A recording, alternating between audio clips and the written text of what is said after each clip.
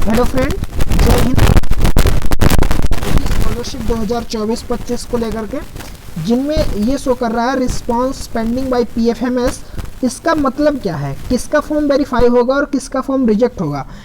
जो मैं बताने वाला हूँ कि कुछ ऐसे स्टेटस हैं कि जो बैंक से वेरीफाई हो जाएंगे और कुछ ऐसे स्टेटस है कि जो बैंक से रिजेक्ट हो जाएंगे। मैंने भी इस वीडियो में काफ़ी कुछ ऐड कर रखा है आपके लिए, सारा कुछ बताने वाला हूँ डियर स्टूडेंट। ये आप देख पा रहे होंगे कि एनपीसीआई कैसे चेक होगी, सारा कुछ मैं आपको इस वीडियो में इन्फॉर्मेशन दूंगा।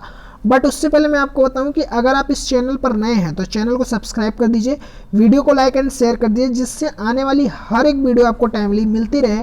और भी स्टूडेंट को शेयर कर दीजिए जिससे उनकी भी हेल्प हो सके। मैं एक मेजर प्रॉब्लम की बात कर रहा हूँ, चाहे वो सस्पेक्ट स्टेटस को लेकर के हो, चाहे वो सस्पेक्ट स्टेटस को लेकर के डियर स्टूडेंट प्रॉब्लम हो, या फिर वो पेंडिंग वाले स्टेटस को लेकर के हो। सब के सब में एक ही प्रॉब्लम देखने को मिल रही है कि रिस्पांस पेंडिंग बाय पीएफएमएस, ये वाली प्रॉब्लम जो है रिस्पांस पेंडिंग बाय पीएफएमएस, इसका मतलब क्या है और यहाँ पर क्या शो होना चाहिए। सबसे पहले तो मैं बात करूँगा, यहाँ पे शो ये होना चाहिए कि वेरीफाइड बाय बैंक। यहाँ पे शो होना चाहिए वेरीफाई बाय बैंक, ठीक है। यहाँ पे वेरीफाई शो होना चाहिए। और रिस्पांस पेंडिंग का मतलब क्या होता है कि जो आपका फॉर्म है वो अभी जो है वो बैंक स्तर से क्या है, यानी जो आपका फॉर्म पीएफएमएस जो एनआईसी, यहाँ पे अगर बात करेंगे स्कॉलरशिप की, तो जो आपका बैंक होता है ये बैंक की प्रॉब्लम होती है। तो बैंक से जो आपका डाटा जाता है वो एनआईसी, जो यूपी स्कॉलरशिप का हर एक काम करता है एनआईसी होता है। तो एनआईसी किसको देता है, पीएफएमएस को। और उसके बाद अगर बात करें पीएफएमएस, तो पीएफएमएस से आपका बैंक जो है वो वेरीफाई होता है। इस तरह से एक चैन चलती है। तो इसमें क्या हुआ है, इस बार ऐसा कुछ हुआ है कि अभी जो है वो किसी के भी रिस्पांस पेंडिंग बाय पीएफएमएस जो है वो सबके सो रहे, किसी के भी जो फॉर्म है वो वेरीफाई नहीं हुए हैं, चाहे वो पेंडिंग वाले को हो या फिर उन्होंने सही फॉर्म फिल रखे हो या करेक्शन कर रखा हो। कैसे होगा और कैसे पता चलेगा फॉर्म सही है कि नहीं, चलिए बताते हैं। सबसे पहले मैं आपको ये बताना चाहूँगा कि आपको चेक करना है कि जो आपकी डीबीटी एक्टिव है कि नहीं एक्टिव है, और एक्टिव है तो किस बैंक में एक्टिव है। इसको करने के लिए आपको अपने क्रोम ब्राउज़र पे जाना है, वहाँ पे सर्च करना है UIDAI।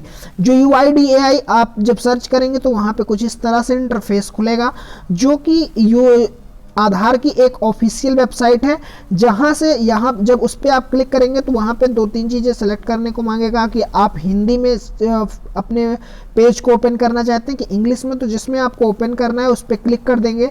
जब उस पर क्लिक करेंगे तो वहाँ पे कुछ इस तरह का इंटरफेस खुलेगा। थोड़ा सा जूम कर लेंगे हम इसको। यहाँ पे क्या होगा कि एक ऑप्शन आपको देखने को मिल जाएगा, update demographic data and check status.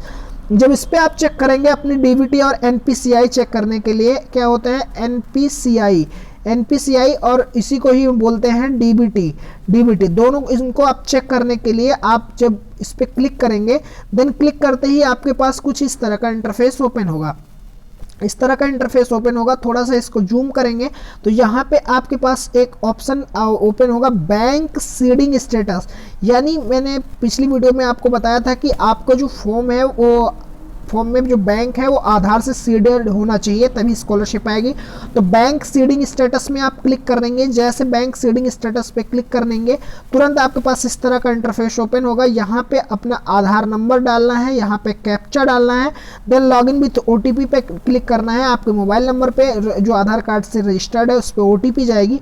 OTP fill करते ही यहाँ पे कुछ इस तरह का इंटरफेस ओपन हो जाएगा, आपका स्टेटस देखने को मिल जाएगा।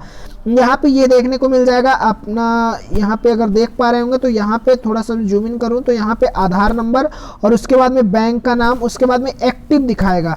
देखिए मैं एक बात बताऊँ, यहाँ पे आपका फॉर्म हमेशा एक्टिव दिखाना चाहिए। अगर एक्टिव नहीं दिखा रहा है इसका मतलब क्या है कि फॉर्म जो है वो रिजेक्ट मतलब इनएक्टिव है। तो इसको आपको तुरंत ही बैंक जा करके जिनका फॉर्म में एक्टिव होगा उनके फॉर्म में यहाँ पे कुछ इस तरह से एक्टिव शो करेगा, और जिनका फॉर्म एक्टिव नहीं होगा उनके में यहाँ पे इनएक्टिव शो करेगा।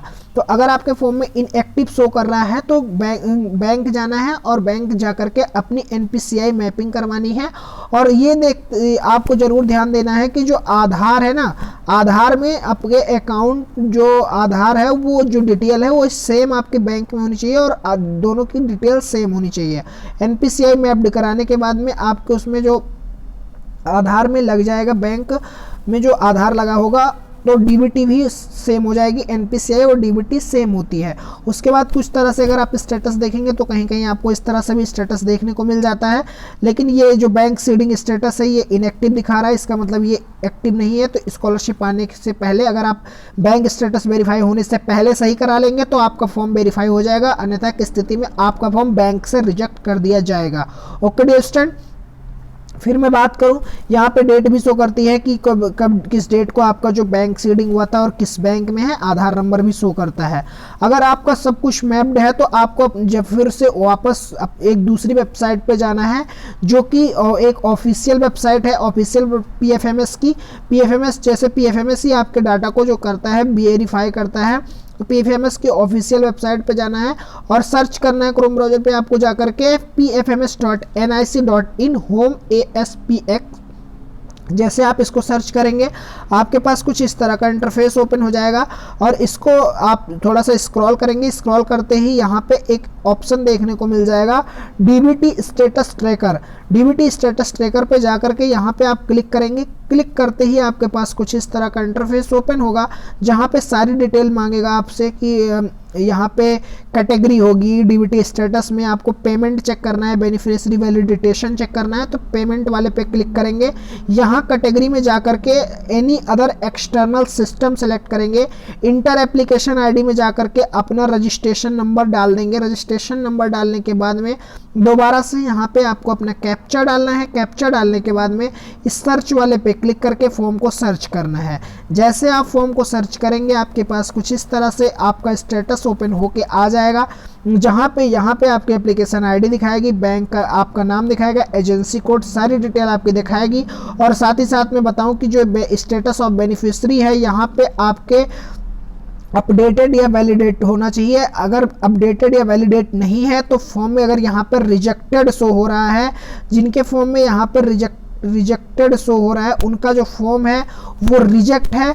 इसके लिए उनको जाकर के अपने बैंक में जाकर के एनपीसीआई मैप्ड करवानी है और डीबीटी, जिससे आपकी डीबीटी एक्टिव हो जाए और ये फॉर्म जो है यहाँ पीएफएमएस से जल्द वेरीफाई हो जाए। ओके डियर स्टूडेंट, अगर मैं एक दूसरे स्टेटस की बात करूँ, जैसा कि मैंने ये चेक कर रखा है, यहाँ पे आप देख पा रहे होंगे, यहाँ पे मैंने चेक किया है एक स्टूडेंट का एनी अदर एक्सटर्नल सिस्टम और बेनिफिशियरी वैलिडेशन करके।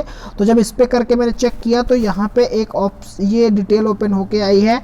यहाँ पे वैलिडेटेड दिखा रहा है, क्रिएटेड दिखा रहा है। क्रिएटेड के बाद में यहाँ पे जो देखेंगे आप अपडेटेड दिखा रहा है और कुछ अपडेटेड यहाँ पे शो हो रहा है। बहुत सारे स्टूडेंट ऐसे हैं जिनके यहाँ पे एरर डिस्क्रिप्शन में कुछ प्रॉब्लम्स हो रही है, जिनका फॉर्म रिजेक्ट है उनके यहाँ पे एरर डिस्क्रिप्शन में प्रॉब्लम्स हो रही है। प्रॉब्लम यही से हो रही है कि आपका जो फॉर्म है वो एनपीसीआई से मैप्ड नहीं है और डीबीटी एक्टिव नहीं है। इसके लिए आपको बैंक जाना है, जल्द से जल्द बैंक जा करके एनपीसीआई मैपिंग करवा लेनी है, अन्यथा की स्थिति में स्कॉलरशिप नहीं आएगी। ओके स्टूडेंट, और फॉर्म आपका बैंक से रिजेक्ट हो जाएगा। जिनकी एनपीसीआई मैप्ड है उनका फॉर्म बैंक से वेरीफाई होगा और जिनकी मैप्ड नहीं है उनका फॉर्म बैंक से रिजेक्ट होगा। ओके स्टूडेंट, जैसा मैंने आपको बताया था कि किनका रिजेक्ट होने का, और अभी जिनके में response pending by PFMS show हो रहा है उनको बिल्कुल परेशान होना नहीं है, क्योंकि अभी जो फॉर्म है वो वेरीफाई होना बैंक से शुरू नहीं हुआ है। जैसे ही बैंक से शुरू होना फॉर्म वेरीफाई स्टार्ट होगा तुरंत ही आपको अपना जिनका मैप है एनपीसीआई उनका फॉर्म ऑटोमेटिक वेरीफाई हो जाएगा। तो वीडियो में बने रहने के लिए धन्यवाद।